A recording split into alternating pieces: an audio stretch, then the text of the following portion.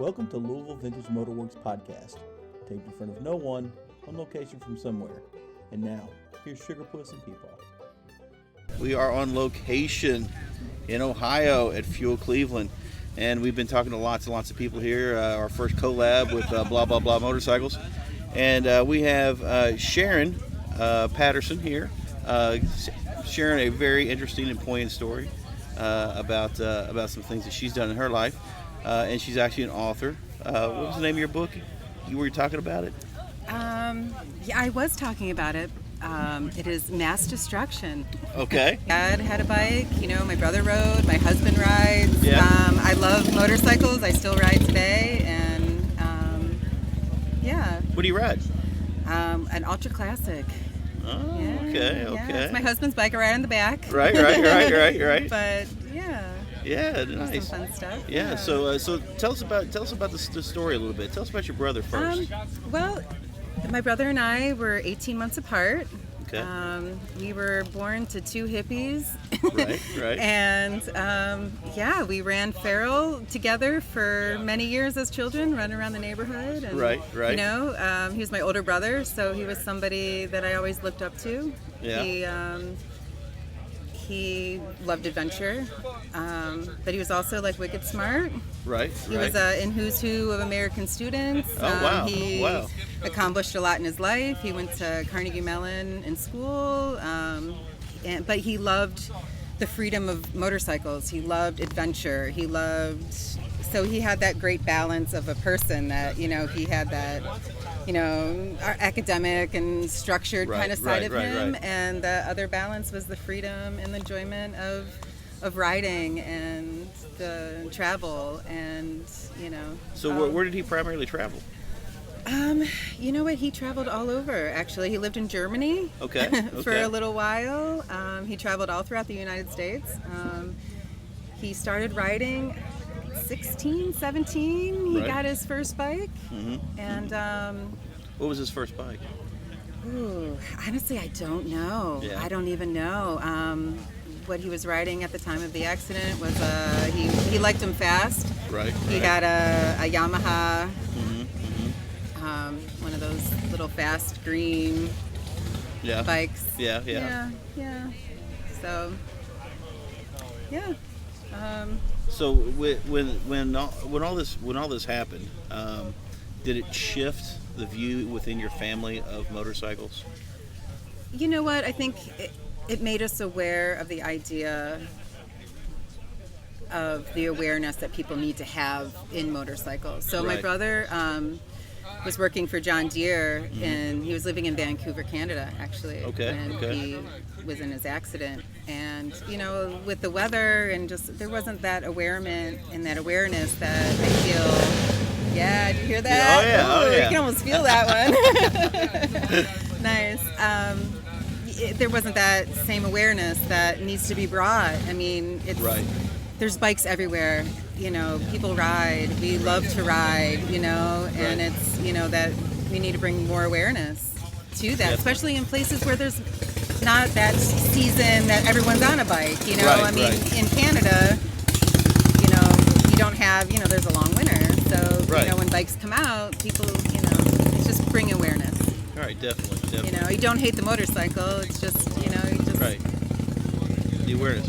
So he was in Canada. Was he living there working, or was he was? Yeah, he was working for John Deere up in Vancouver. Okay. He was a welding engineer. Oh wow. Yeah. Wow. Yeah, he was 24 years old. So did he also build bikes, or was it just the riding of it? He loved to ride them. Yeah. He built robots. He built robots. Yeah. What's your fondest memory of him? Oh my fondest memory. So, my dad had a dock in his backyard. Mm-hmm. Okay, and he loved sunsets. We all, we would. And I remember sitting on the dock, and he's like, "How could there not be something greater than us when there's this much beauty in the world?" For sure. And we weren't raised religious. It wasn't about God. It was about just the beauty of the world we live in. And he brought that kind of beauty into our lives at times with just taking that moment and really putting words to that. Like, it's like, and so So around that same time, my dad had a tattoo party at his house. Okay. And my brother was there, and I was, young. And the guy was like, "Hey, you want a tattoo?" And I'm like, "Sure, I'll get a tattoo." Right. So my brother drew a sun with the sunset in the middle of it. Okay. And 10 minutes later, it's getting tattooed on my back. Wow. It was my first tattoo ever, and he drew it. Right. And it was reminiscent of that moment that we had on the dock. That's amazing. Isn't that a beautiful story? So after he passed, so many people in our family got that tattoo. My dad has it, aunts, uncles, cousins. It kind of became that's amazing. a symbol, because there's something greater, and we will be with him in spirit in some way. I mean, so it was like a symbolism. So that was. Yeah, that's really nice. Yeah, that's really nice. That's one of like a gazillion. So as siblings, what would be a typical summer for you guys growing up? So a typical summer. So we were feral. We just ran and played in the woods. Right. And we built. This is actually a really funny story. We built a fort in the woods. Okay. And we lived behind our house for a little while was a junkyard. I mean, what kid doesn't want a junkyard in their backyard? Right.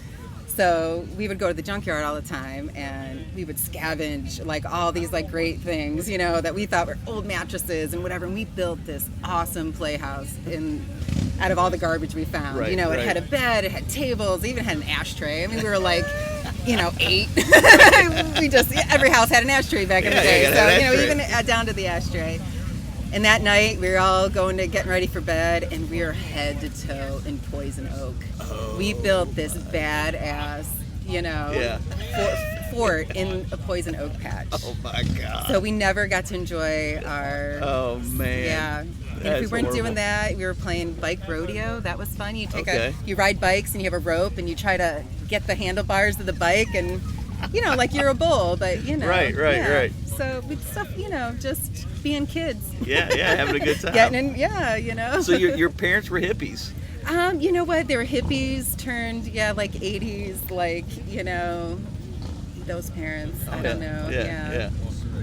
Yeah. My dad was a salesman, and my mom was a school teacher. So your parents were just letting you guys run and have a great time. I think there was that sense of, like everything, the world's safe, feeling. And I grew up in that, I'm 46, born in the 70s. So, we drank from the house, we just, being kids. And my brother and I I was allowed to do whatever I wanted as long as my brother was next to me. Right. So he's like, "Oh, your brother's got you." And it's like, all right. So, Were there just two of you? Yeah, it was just my brother and I.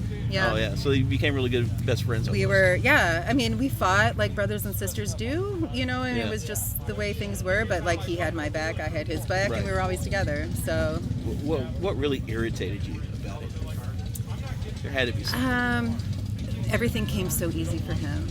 Gotcha. And everything for me was hard. Right. School was hard. I always was that kid with the open book pack and shit falling out, and he's like buttoned up and and it's like I was right. I was jealous of that. He never studied for a test and got straight A's, and and I was I guess that was a little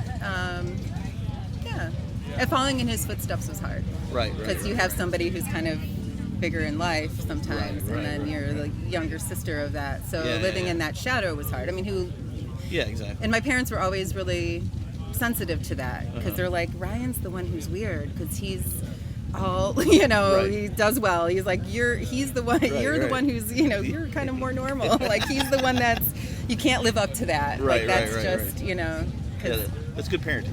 Yeah, I mean, he went to special schools because he was honors programs, and he was like, and who's, the American students, like he was a very smart person, and things came easy to him. Yeah. So you've been out here at Fuel Cleveland for a while. What's been your favorite thing you've seen out here?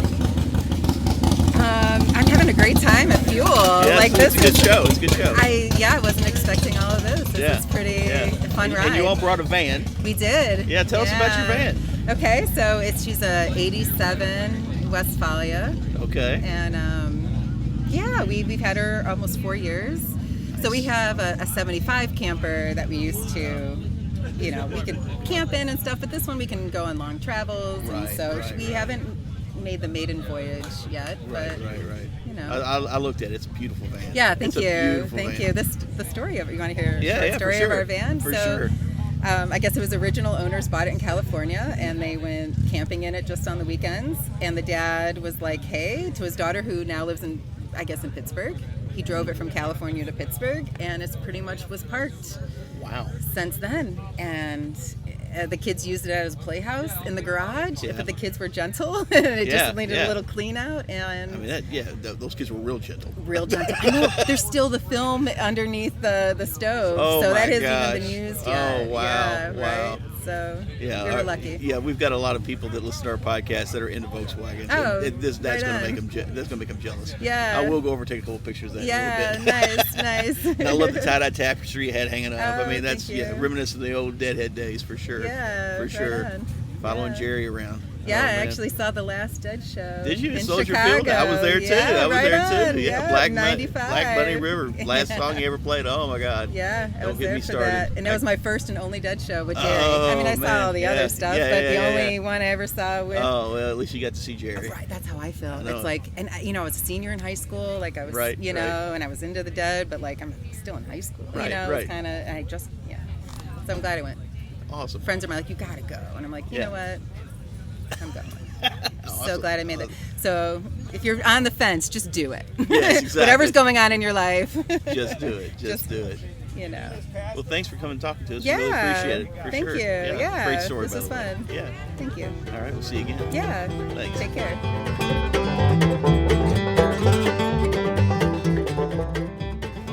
All right, we are back. Louisville Vintage Motor Works. P. Paul, no sugar pussy with us today. He stayed back to work. What a fool. But we are again at Fuel Cleveland. We're here with Steve Noble, Noble Garage. Steve, let's talk a little bit. Your shop is in Skidmark Garage, right? Yeah, so it's Noble Moto, and I guess Noble Garage would probably work too. That'd been a good name. Yeah. I'll write that down somewhere. Noble Mobile, okay. Yeah, so I'm currently located in Skidmark Garage, which is a DIY, all-inclusive community garage here in Cleveland, Ohio. I teach adults motorcycle maintenance and repair and customization. Everything from 101 maintenance to electrical, carburetors. I have some engines that, some SNS twin cam engines that SNS sent to us. Nice. I also have some SNS Super E and G carbs they sent. So they sponsor a couple of our classes. Yeah. And the idea is everyone can come in, they can take the class. You get hands-on experience. The main focus is I put tools in people's hands. Right. You learn by doing and build that self-confidence. Right. Because for years of being in motorcycles, people would ask me, well, I'm a millwright by trade, so I fix stuff for a living. Right. So, but people would ask, like, hey, can you teach me how to fix your bike, or fix my bike, or can you teach me how to do this? And it was always a struggle, because I was like, how do I teach somebody 20 years of knowledge? Especially sitting down and without putting them through a full program.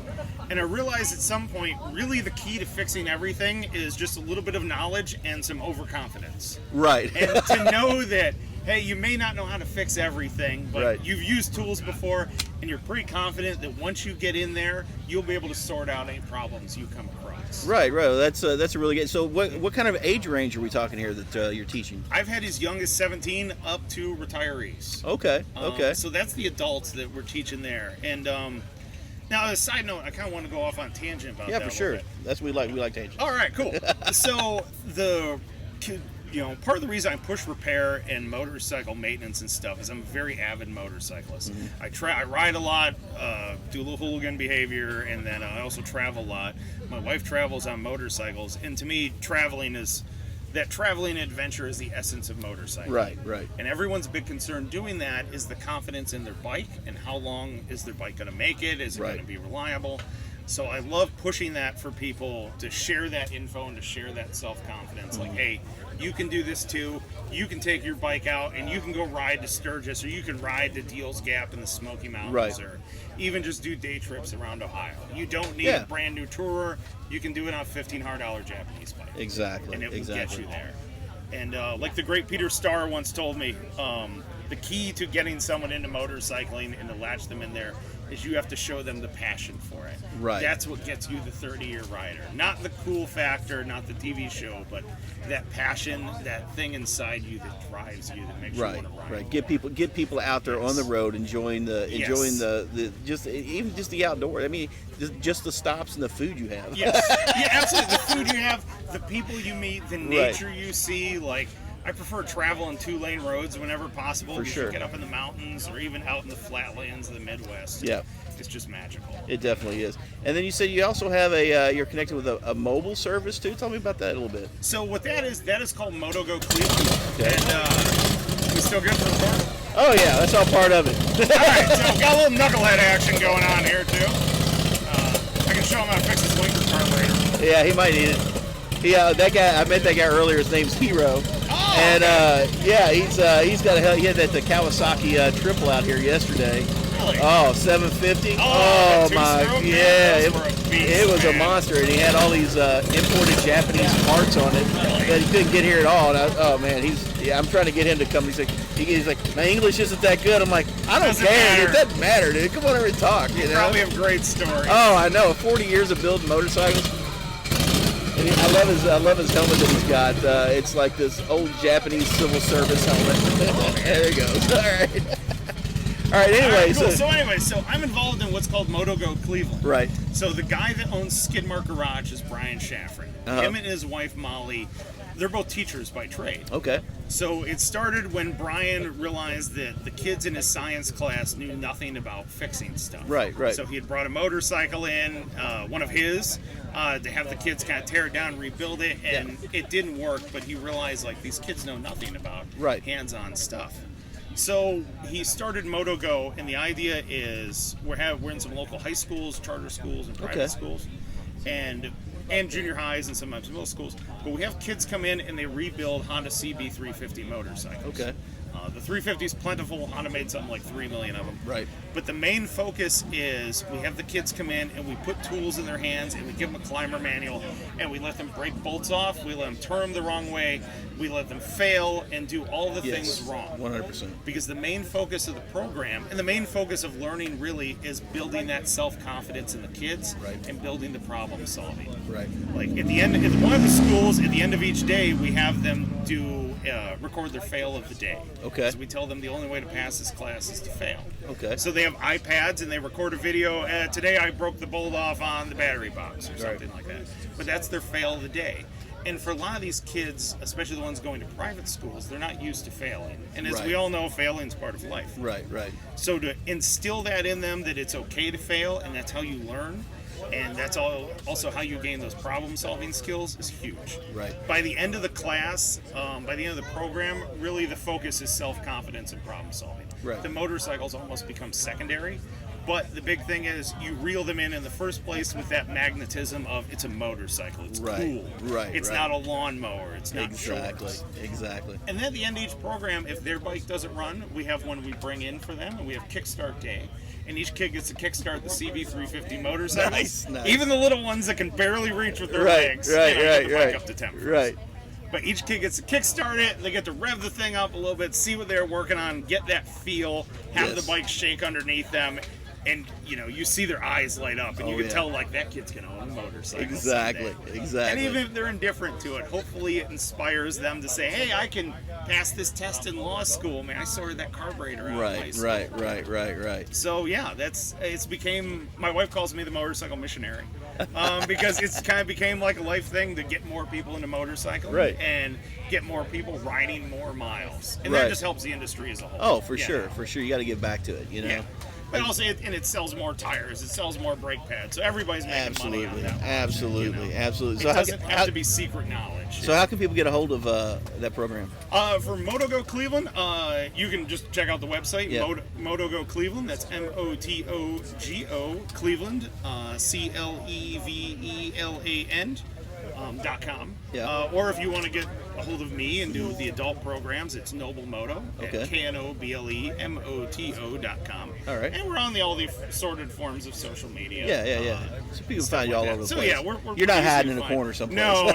Google search will bring us up pretty fast. So what was your first motorcycle? Oh man, my first motorcycle was a 75 Kawasaki KZ400D. Oh man. It leaked gas. It didn't charge. Yeah. I bought it, and my mother didn't talk to me for 2 weeks after I bought it. They just came home from vacation, and it was in the garage. Oh, that's the best. But actually, that started a lot of it. I was already a fix-it guy, but I couldn't. It was too old to take the local shops, and a repair bill was more than I paid for a $500 bike. Right. I had to figure out the gaskets on it. I had to figure out why it wouldn't charge and how to fix the charging system on there. And from there, it's just been an endless cycle of old bikes, and I've gone down every other, vintage motorcycles, Japanese bikes, Harleys, dirt bikes, the whole 9 yards. So you still got a soft spot for Kawasaki's? Oh, absolutely. It's the first bike. Exactly. Always, I have a Harley now, but there's always going to be a soft spot for the Kawasaki. Oh, yeah, the Kawasaki 400. Yeah, my buddy Rob, who does a podcast with me, he's way into the KZ 400s. I mean, he's got like 3 or 4 of them. It's, they aren't fast. They don't do anything amazing, but they have a nice little feel to them. They do. So what's the one bike that you had that you wish you had back again? Ooh, the one I wish I had back. Probably, I don't know if I necessarily want this one back because it was pretty worn out when I sold it, but I had an 07 Speed Triple that I talked Triumph Speed Triple I talked about a lot. And that was probably one of my favorite bikes. It was that one was kind of a lemon, and it was extremely problematic. Right. And I was pretty much convinced it was cursed at one time. But when that bike worked, it was amazing. You had that thing in the hills and the mountains. And did you see the Triple Triumph? Yes. Dude, that was man. Root beer color. Unbelievable. That thing was sweet. It's a beautiful bike. So yeah, I'd probably take any of them back. Right. Yeah, but there's always still one, and then there's countless good deals you passed up over the years. What's the bike you're looking for now? If you could find it and you just drop the money right now, what would it be? Man, I'd really love a shovelhead FXR. Okay, yes. The contrast of the well-handling FXR with the shovelhead vintage-style motor. Right. Probably something like that, or maybe like a 70s Triumph Scrambler. Oh, yeah. Somewhere, the early 70s era, the Steve McQueen era Scramblers. Right. Probably one of those two, I would say. Yeah, nice. That would be the really get my attention. Did you see the Triumph flat tracker up here? Yes. That was a the cool single bike. cylinder? Yeah. Yes. That was cool. Yeah, that's a brakeless one, too. I know it. That's commitment. It is. That definitely is. So what are you riding now?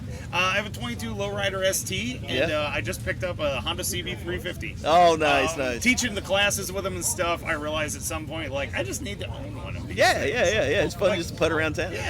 Yeah, so we've got, I work on them all the time with the classes, with the kids, so one popped up and I was like, it's $400. Well, it doesn't run, the engine seized, but, whatever. Yeah, it does, man. We'll figure it out. Yeah. We'll sort it out. It's not that bad, Yeah, well, we always say in our podcast is that if you want to ride motorcycles, buy new. If you want to ride vintage, buy 2. So. That is an excellent motto.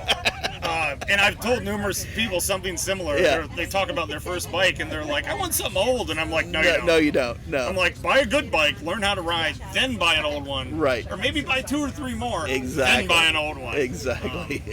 Yeah, because, for anybody listening and questioning that statement, I would also say, you don't want to be doubting the reliability of your bike when you go to learn how to ride. Exactly. You want something like when my wife started riding, I got her something reliable, the GS500E. Oh, yeah. Because I want to make sure, every time she stalled it, when she hits the button, it starts back up. Yeah.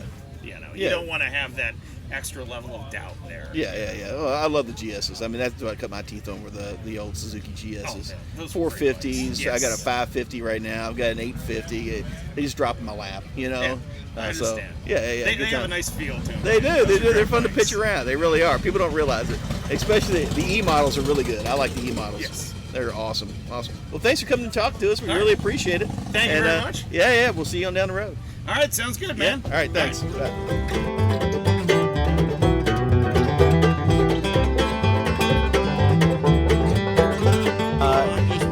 Just walking around like everybody else. Yep. And having a good show. So, suppose you have a really good motorcycle story. Let's jump into your story. You had to give me a little input. What do you want to hear? Anything. When I was a kid? Sure. Let's start with a kid. What was your first motorcycle? I begged for a horse or a motorcycle. A horse or a motorcycle. Okay. Dad got a scooter finally. Okay. Because it had steel wheels, and he thought that would be much stronger than spokes. So he just wanted me to drive to the other farm on my own, rather than when I get home from school, he'd have to stop what he's doing. Right. So when I was like 12 and a half, I'm driving around, whatever. It was a French moto pecan. Okay. Moto pecan, familiar. Really? Oh, yeah. I used to collect moto pecan bicycles. You didn't know they made bicycles, did you? No, I did, but I don't think it's the same company. Oh, is it a different one? Yeah. Okay. So I don't know. I've seen the scooters too, though. So one time, my parents went to a funeral or wedding or something in South Dakota. I grew up in Minnesota. Okay. And so I went to church in the morning. Went home to do chores, and my friend at church said he'd come help me. So I would just take him past his place and get some old clothes. Okay. And then we came home and we spent the afternoon together, and then we did chores, and we are on the way back to church, which was like 15 miles away. And this thing died a lot.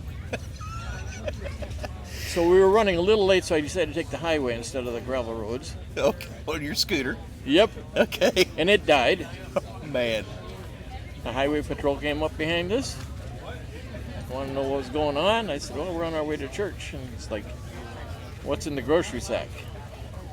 I said, Leon has his chore clothes in there. He said, show me. So, took it to him. There's like clothes. Right. So, finally I said, so if I would push us down by the railroad track in the weeds, would you give us a ride to church? Yeah. And he did. Oh. But he's already asked me who my dad is and where I live and all this stuff. Right. And at that time, you could get a license when you were 15. Uh-huh. The week I turned 15, we got a letter from the state saying, where your son's been driving without a license, he's eligible and we suggest he get it immediately.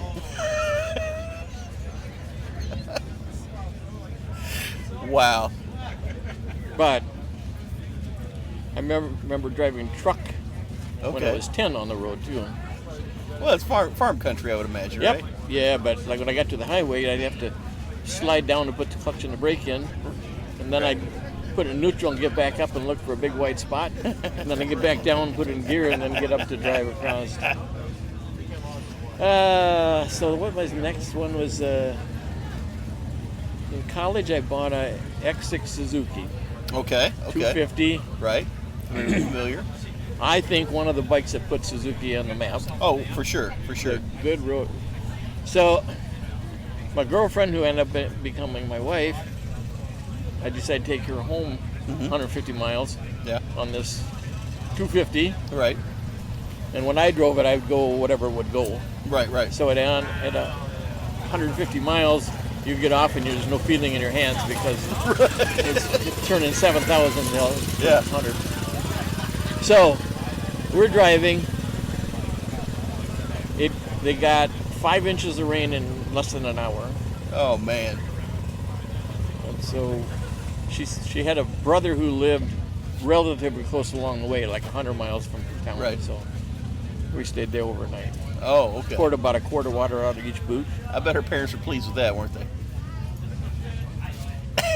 At least you stayed at her brother's house. Yeah.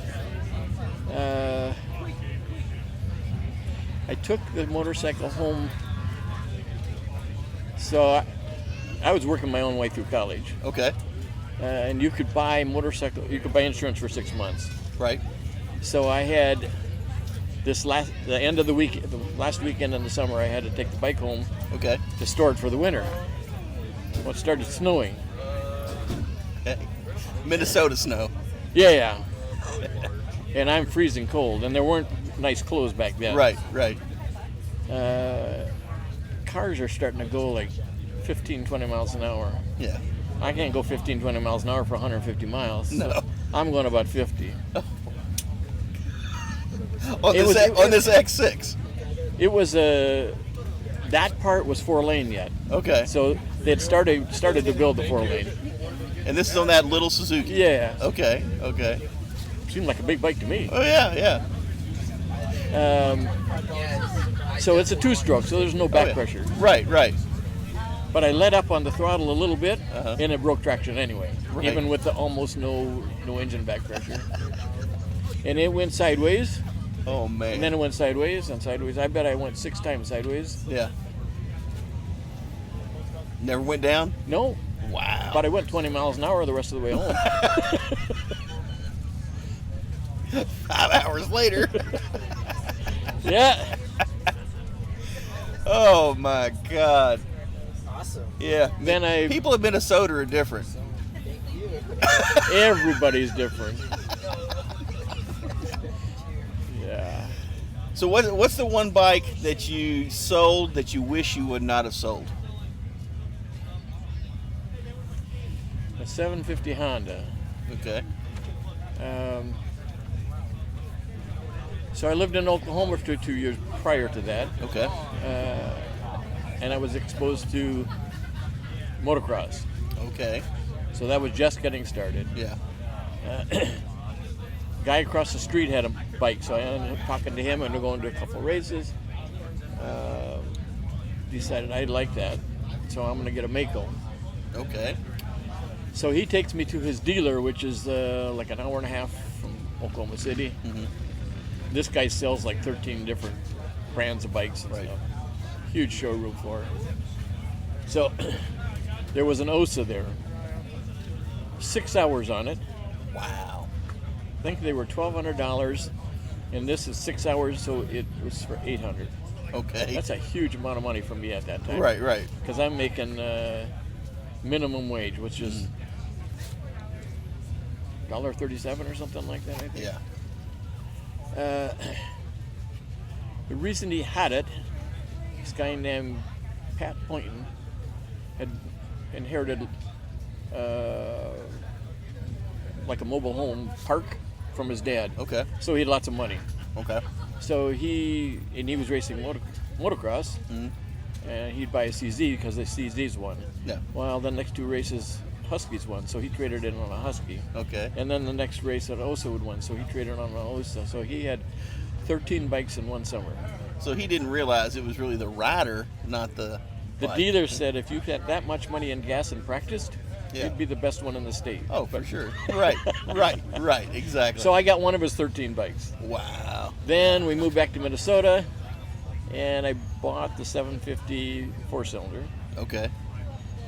And I grew up on the farm, never left the farm, and so I don't know much about anything. Right. And my wife and I were married at that time, so I decided I want to take a trip. Okay. So we got that one, and I had to promise we were going to go to California. Uh-huh. So we could take the car and camp, or we could take the motorcycle and stay in hotels. Okay. So I chose the latter. Okay. And I also had to promise to stop whenever her butt got tired. Yeah. So she's skinny, so her butt gets tired a lot. Yeah. And a 750 Honda has about a half-inch of foam Right. on a big flat seat. Oh, yeah. It wasn't made for sitting that long. No, it wasn't. Yeah. So my company would not give me any time off, so I took my 2 weeks Uh-huh. and drove from Minnesota to California and back. Okay. So we're doing a lot of nighttime driving as well as daytime driving. Okay. When we got to Denver, it was snowing in the mountains and they'd closed the passes. Oh, man. And I said, I have to go because I have to get back. Right. I said, well, you can go to Colorado Springs because they haven't closed the passes yet. Right. So we did. And then we went through the mountains, Yeah. like straight up on one side, straight down on the other side. Oh, yeah. In snow that deep. Oh, man. And my wife just hung on the back and trusted me. Jesus. But it was cold. Oh. Colorado cold. That's a different cold.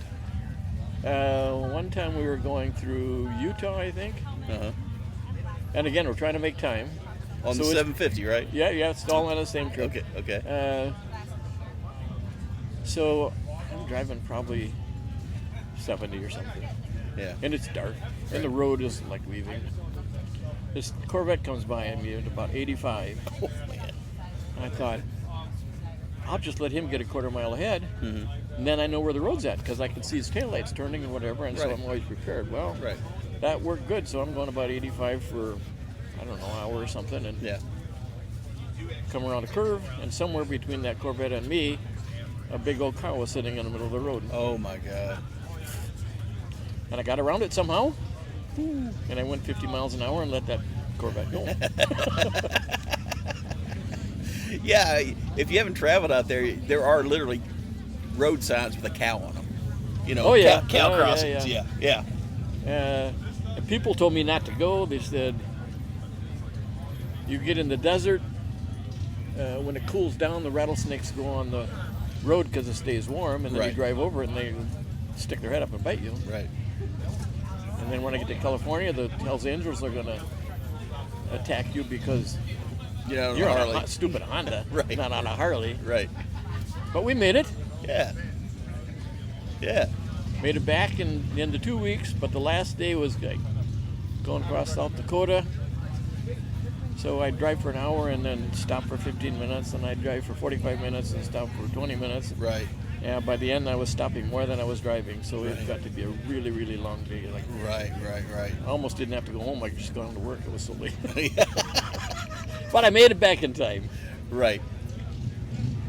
And I missed that bike. I sold it to a young friend who wanted a bike. He's not real big, but he's tall, so he fit it. Like, I never could reach the ground. I always had to slide over. So my butt was off the seat to stop, but I've done that on all the bikes just about, so I'm used to it. Right.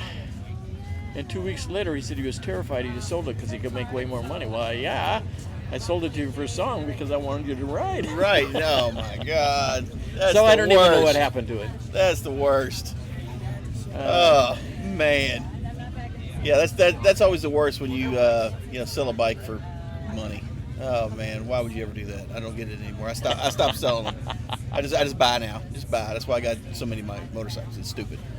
Well, I don't know what it counts as a motorcycle, but if you count boxes. Okay. Yes. My wife bikes in a box. My wife told me I have 40. There you go. That's about right. Milk crates and boxes. So what's the bike you ride the most now? Probably the one I love the most is 900 Tiger Triumph. Oh, nice. But I've had some issues with it. Took it to a guy and he screwed it all up. So now I'm driving an SV650. Okay. If my wife comes along, I have a 1800 Goldwing. Nice. I bought that just so that she'd be comfortable. Right. And we've taken trips through Canada and both coasts and Texas and stuff like that. On the Goldwing? Yep. Yeah. She's almost 80 now. She said she's done doing that. I think I screwed it up once because we were north of Minneapolis, and I wanted to leave real early to get through Minneapolis before the rush. Well, then it downpoured the whole way back. Like when I came to a semi, I couldn't see the front of the semi. Oh my God. So there were no cars on the road. It was semis and me. Yeah. And then we rode pretty much the whole way. And once you get within 3 hours of home, it's like, why stop? Yeah, because you have to get up in the morning and go home. Right. Exactly. So push through. Yeah. But Honda screwed me several times on that one, so I don't like that bike. Bought my last Honda. Yeah. So if you had to whittle it down, and you had to get rid of them all except for one.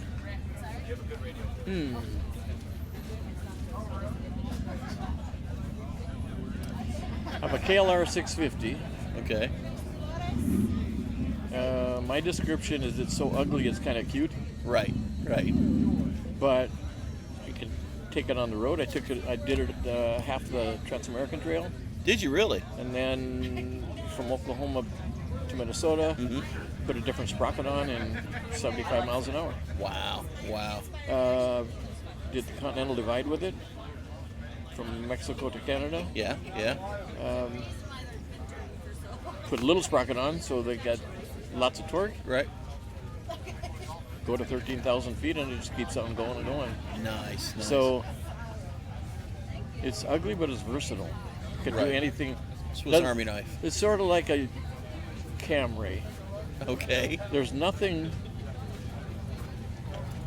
that really entices you to buy a Camry. Right. But you'll not find anything wrong with it anywhere. It's It's just a plain Jane. Does a good job of what it does. Right. Well, KLR does. I don't know about a good job, but it does an adequate job on whatever you make it do. Right. Well, Jerry, thanks for coming in and talking to us. Really appreciate you contributing to the Louisville Vintage Motorworks podcast. It's been our first time out here doing this kind of stuff, and it's some good stories. We really appreciate it.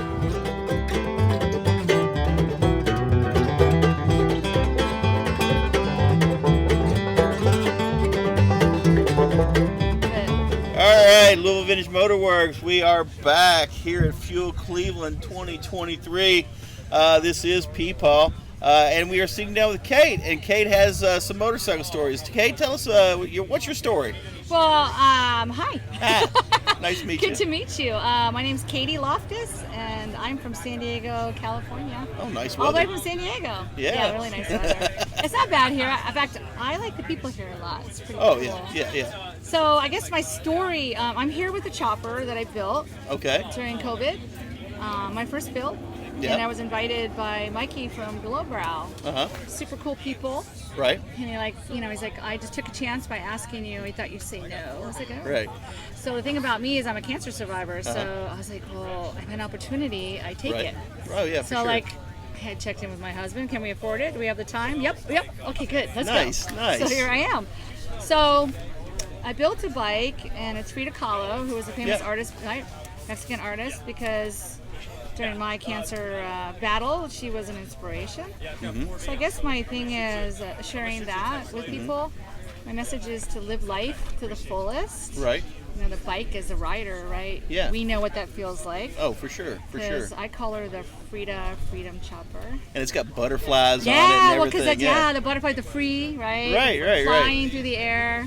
It says on the fender, feet, why do I need thee when I have wings to fly? Exactly, Which is a Frida quote. Yeah. And because that's my freedom, my freedom chopper from, cancer or whatever, survivor. Right.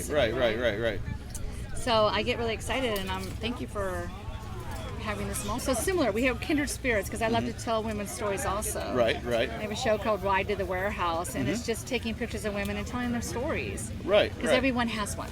Yes. And people are like, well, I'm not that interesting. I go, I doubt. I am absolutely going to flip that and say you were very interesting, because that's how it is. Yeah, we all have interesting stories, no matter what. For sure. Don't you think? So you're doing storytelling events in San Diego? That's why we connected. I was like, oh my God, I do in San Diego and LA. I've done, since 2016. Awesome. So I just get photographers. They take a picture of the woman on the bike, and then the women don't see the picture till the night of the show. Okay. Start off really small, small pictures, and now they're 10 feet by 10 feet, and I have them. My whole thing is to bring it into a gallery. Right. It's art, and people's lives to me are art. Big paintings, right? Everybody's living a painting. That's me. Right. Living a movie. That's what I always say. I believe we're the writer and director of our own lives, so that's really what the show's about, and to empower. Awesome. So that's why we just connected. I was Yeah. girl, you're like me. And So let's talk about this bike you built. Give us the background on it. It's a Harley? It was COVID. Yeah. And I was like, God, I like choppers. I've always been really fascinated with them. I really would like to ride a chopper. So my husband's built lots of bikes over the years. He's been doing it for, forever, right? And so anyway, he bought me a Sportster. 2019 Sportster 1200 stock, original 5,000 original miles. I'm a hairdresser by trade, and it was one of my clients. He had a baby, right? His wife had a baby and stopped riding.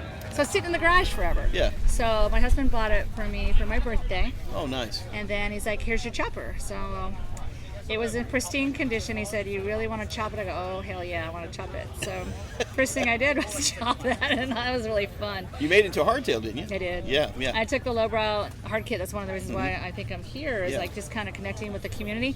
At the time when we were building, supply chain was down, and we were all locked in.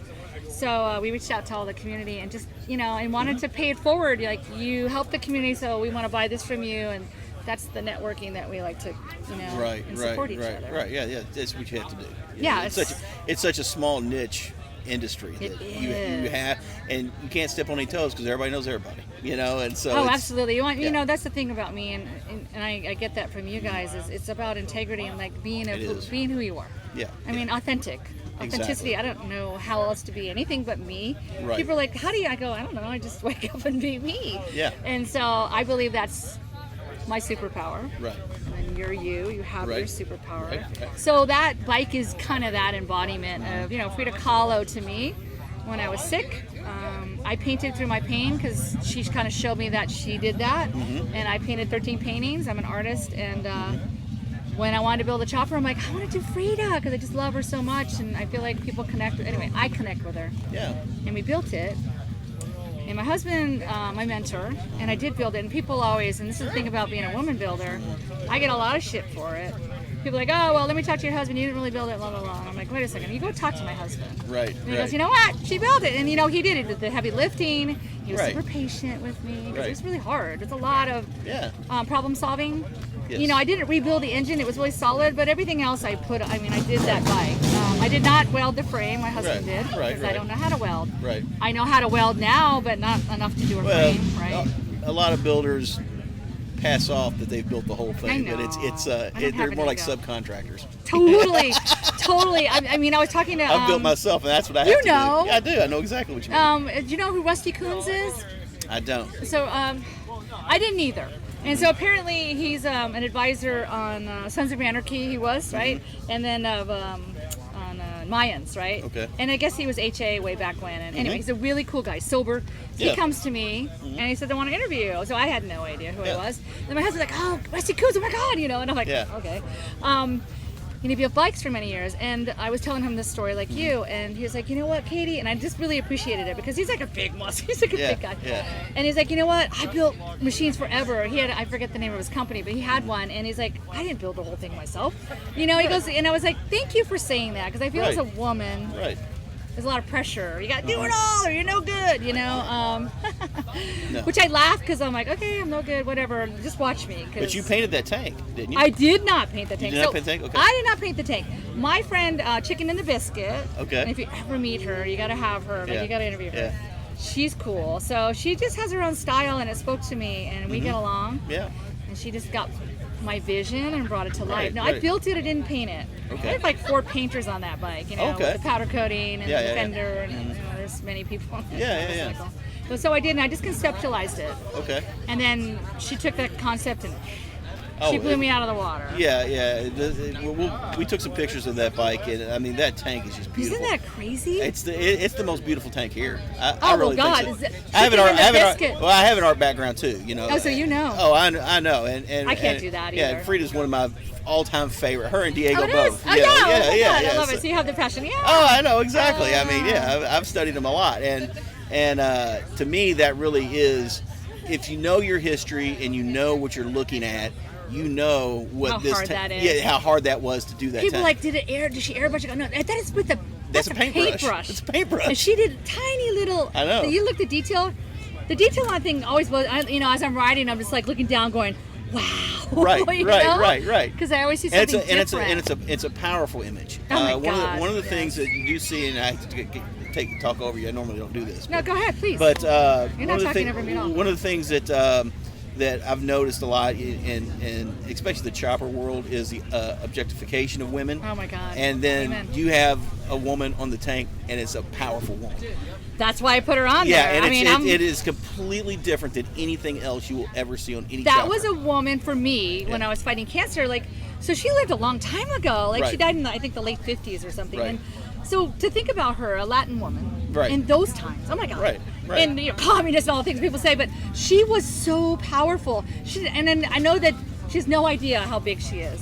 Oh, right. And for me, Right. it just I always say, I have a Latin soul. It just speaks to me, her passion.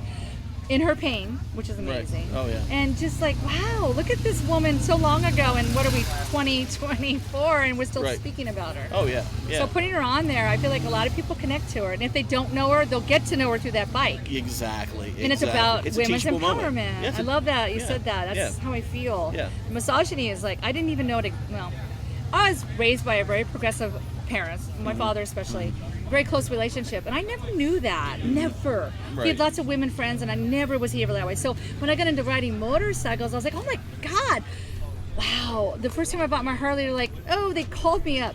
Katie, I want to invite you to the bikini bike wash. I'm like, what? A bikini bike wash? I'm like, I don't want the girl washing my motorcycle. Right. I'm like, God, it's like, I go, you got any guys over there? You know? Right. And that was a big, it was a big joke. And then every time I would go in the, there's a girl that I'm like, I just want to level the field here. I'm like, you're gonna objectify a woman. I'm like, well, get some hot. Oh, there are no hot men in there. Exactly. Well, there you go. There's no hot men there. So that's my laughing moment. Yeah. And that's why I started Ride to the Warehouse, was because of the objectification. Yeah. It's like, I call it girl moto power. That's my tag thing. Mm-hmm. It's like, we are so much more than that. Right. For sure. I mean, maybe after getting older, I'm like, well, I definitely was never hot. And, in that way, but there's so much to a person, and I learned that a long time ago. Right. And that's why I think it's really important to put myself out there to tell everybody can do this. Yes. Like, I'm not the typical beauty whatsoever, but I have an inner strength that I know, and a knowing that I'm here to do something and help other people, right? And just by living my life. Exactly. Right? Exactly. Yeah. That's a big answer. I have a lot to handle after my husband So is this your first motorcycle? Not the first motorcycle. No, it's the first motorcycle I've ever built. Okay. I started with a Honda Shadow. Okay. 2012. Okay. And then 6 months, I was like, oh, such a big bike. And all my guy friends, because that's how I learned how to ride, was a bunch of biker men. Right. And they were cool. They were my family. And they're like, oh, you outgrow it. I'm like, oh, it's so big. And then 6 months later, I'm like, I'm going to buy myself a Harley. Right. So I did. I bought myself a Harley and Softail. Nice. 2013. Okay. And then now I have, I sold that bike. I have another Softail. My husband had one, he didn't want it anymore. So 15. Then I have a Bonneville. Oh, see, now you're talking my language. I'm a Triumph. Bonneville, it's fun. What do you have? What Bonneville? I have a Bonnie, was a 2017. What year is it? I'm just getting into it, so I've been right about a year. The first time on it, I broke my foot. Oh, no. Because I'm used to sitting low on my Harley, and I can do that with my eyes because I've done lots of miles on it, and I've got on the Triumph. I'm like, oh, this thing's top heavy. Out of the driveway, nothing exciting and nothing. And I'm like, I went down. Wow. Broke my foot. So, but I love it now on the twisties. That's a fun. Yeah. So everybody used to tell me that, like, yeah. But now I feel like my big twin, my Softail, is like trying to shove a truck into the corner. It's like it's big, heavy. It is. Yeah. And it's hard. Yeah. And now when we go to the twisties, I'm like, let's get the Bonneville. Oh, because for I'm sure. just like, woo, woo, woo. Have you ridden Deal's Gap yet? Have you ridden Deal's Gap, the Tail of Dragon? No. Take your because I'm Bonnie. from California, so. Yeah, right. Well, there's plenty of twisties on the shore. Oh, there's a ton. I mean, California's really beautiful roads. Yeah. A lot of people don't know about the Tail of Dragon. We haven't done. That's on the list. We did Sturgis on the way here. Okay. So we trailered our bikes to Sturgis and spent 3 days. So I did the Black Hills. Yeah. I've never been to Sturgis. Yeah. My husband's been many times, but we went before the rally. Got to go look at the museum. It was nice. Rolled around the hills. We camped. Dragged the feeder around. So it's funny. I call it. There's lots of bagger daddies out there, let me tell you. I was like, this is the land. I've never seen so many baggers. And I'm like, in my little chopper. But I rode my chopper on Sturgis, which was a thrill. But yeah, I mean, every day is a good day that you get to ride, as far as I'm 100%. concerned. So you're a Triumph person. I'm a Triumph guy. So what do you have? I've got a 2007 Bonneville. Yeah, you do. Okay. Carbureted before they went to it's fuel carbureted. injection. What color is it? It's the Bonnie Black. Yeah, very it's pretty classic. Yeah, it's I'm a very classic. classic kind of clean line kind I of love guy. it. Yeah, That's a fun bike. Yeah, my husband, one of the things I love about my husband, we've only been married 6 years, but so he's born and raised a Harley, right? But he's really open. And then, so he turned me on, like he started riding, he got rid of his Harley and he's got a Triumph. And then, so he's always willing to ride and do, it's just about 2 wheels. And I love that because it's not stuck in one or the other. I was like, Harleys are nothing. And I'm like, all 2 wheels are great. And he's really opened my eyes to that. Yeah. And I love it. So I can speak both languages. And I think that as a rider, a lot of people are like, well, I don't want to ride that. I'm like, but I feel like when you ride different bikes, for me, it makes me a better rider. Oh, for Because I have sure. a better.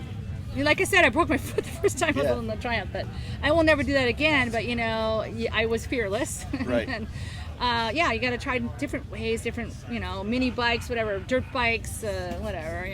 So, what's the one bike that's on your list that you want to own? Oh, that's a good question. That's a really good question. Let me think. Well, I really like the what is the Harley? I'm going blank here. that goes on the dirt. What is it? The new adventure bikes. Yeah, what is it? I forget the name of it. I've ridden Peter, one. what's the adventure bike that I like for Harley? I'm going blank. Thank you. Yeah. Pan American. Yeah. But they have a lot of problems. So. Yeah. I rode one at Overland Expo a couple years ago. Way too big for me. Yeah, so it's heavy, right? It is compared big and to heavy. like what I ride. Well, my off-road bike's a TW200. Oh yeah. So, yeah. No, well, and that's exactly right. I've done a little dirt. Yeah. On my big twin. Yeah. I've never done. So my idea would be fun to go adventuring. But I know I like the look of the Pan America. It can be street or it can be dirt. Yeah. But anyway, there's lots of other bikes, and my husband's always schooling me on that. Well, the Royal Enfield Himalayan's a nice one. Yeah, and it's not expensive. The price for the money. Yeah, it's a really good bike. The Pan America is really expensive. Yeah. So I guess that would be. I don't know if I have the idea. There's always like, I changed my mind. Like it's like shoes. Like what do I want to wear today? So I kind of like, that's who I am. I kind of go, oh, that's good. Oh no, let's go on to that. So squirrel, right? Yeah. So what trip? What's the big trip you'd like to do that you haven't done yet? Oh God. I think it'd be fun to go tool around in Europe. Yeah. We thought about going to England, like on the Triumph, renting a Triumph there. Yeah. We ride with the Triumph group now a bit. I think it'd be fun to go through Europe. I never have. I've gone through. The reason why we got married is we did a 3,000 road trip and we got along really well. Yeah. It broke down a whole bit. So we did that through Prescott and Jerome and Grand Canyon. Yeah. So I guess my biggest would be Europe. I don't know. There's so much of I don't know. Again, I want to go everywhere. Yeah. It does. Yeah. Well, it's a balance, right? It is. For me, it's always, I start every day. My thing is, so I'll meditate for 15 minutes a day. And then the first thing I say is thank you. Mm-hmm. Thank you. Because I'm alive. Right. And every day I'm alive. So whatever's going to come my way is going to be amazing, even in the hard times. Oh, for sure. Like just being happy. I ride a chopper. Right. I'm in my 50s. Yeah. I'm still doing it. So I'm like, and I just, I've only been doing it for since 2013. So I guess it's not that long. So. Yeah. No. But yeah. It's 10 years. 10 years is pretty quick. It's been really fun. I've done a lot of miles. I hopefully get to do a lot more miles. So the question I always ask is, what bike did you have that you got rid of that you wish you wouldn't have gotten rid of? No, I don't. You're a hoarder like me, huh? I'm not. I am a little bit. No, compared to my husband, so he'll flip bikes really quick. Like he has it for a couple of days, he's like done to sell it, and I'm like, how do you let go of that bike? Because there's so many memories on that bike. Right. So he took my first bike, my second bike, my first Harley. 2013, and he wanted, because it had a lot of miles on it. He goes, I'll take that bike, I'll give you my 2015 at the time, newer bike. So I painted it the way I wanted. And so he sold that bike to get his Triumph we talked about. Right. And I was just kind of like, oh. But, and this is what I do believe. Yeah. So as a surviving cancer, I'm like, I just don't hold on to anything. You know what? It was a great memory. So I'm not a hoarder. I am a little bit compared to him. Right. But I'm like, let it go, Katie, because then it leaves more room for more. There you go. Exactly. And I have 3 motorcycles right now. Got to get rid of those attachments. But I don't think I could ever get the Frida. I don't think I could ever. So I would regret that one. Yeah. But everything else, it's on to the next, maybe. We talk about selling my big twin. I don't ride it that much. Yeah. I'd like my husband to have a chopper because we could chop along together. It'd be fun. Yeah. But we need the money. So I'm like, maybe we should sell my big twin because it's worth a lot of money. And build a chopper. Yeah, you could, or just get another one, figure it out. Yeah. Bigger garage. Yeah, man. Yeah, we're in California too, so garages are not big. We don't have any space really. I mean, we make the best of what we have, but it's not like here where there's a ton of space. Right. Well, thanks for sitting down with us. We really appreciate it, and good luck to you, and hope to see you down the road. All right. Absolutely. Thanks. Bye. Bye. Thanks for joining us for the Louisville Vintage Motorworks podcast. Special thanks to Steepland String Band and all those who made our show possible. Watch for deer, and we'll see you next time.